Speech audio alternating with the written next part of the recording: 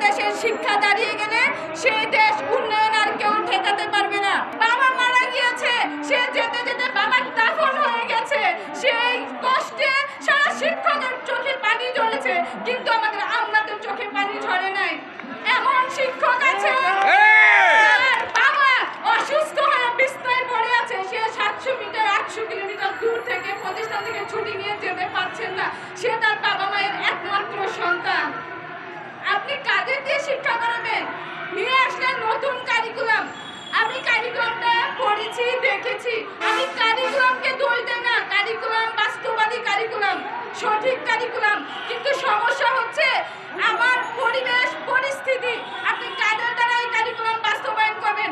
অভুক্ত শিক্ষক দ্বারা, পরিবার থেকে বিচ্ছিন্ন মানসিক অশান্তিতে ভুগে এমন শিক্ষক দ্বারা। আপনি কারিকুলাম কাদের দ্বারা বাস্তবায়ন করবেন? যে কারিকুলামে 10 টাকায় পড়ে বড়লোকের সন্তান আর 200-250 টাকায় পড়ে আমার প্রত্যন্ত অঞ্চলের গরিবের সন্তান। আপনি কাদের দ্বারা এই কারিকুলাম বাস্তবায়ন করতে নিয়ে এসেছিলেন?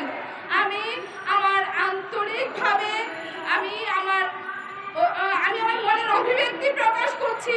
আমি আমার সরকারের কাছে, যারা আজকে দেশ পরিচালনায় অংশগ্রহণ করেছেন, এই বিশৃঙ্খল দেশকে শৃঙ্খলায় ফিরিয়ে আনার প্রতিজ্ঞাবদ্ধ হয়েছেন। শিক্ষাই হচ্ছে জাতির মেরুদণ্ড, সেই মেরুদণ্ডটাকে আগে সংস্কার করেন, সোজা করে দাঁড় করান।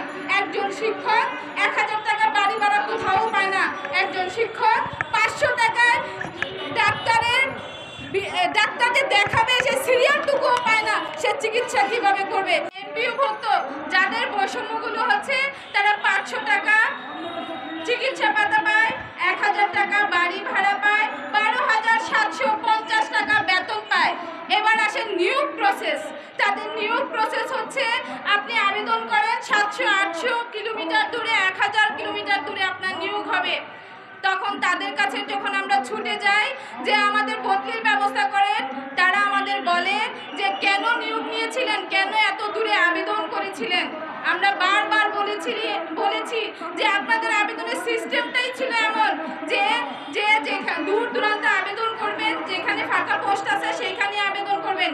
সেই জন্য শিক্ষকের একটা চাকরির জন্য সেই আবেদনগুলো করেছিল। কিন্তু আপনারা কি করলেন?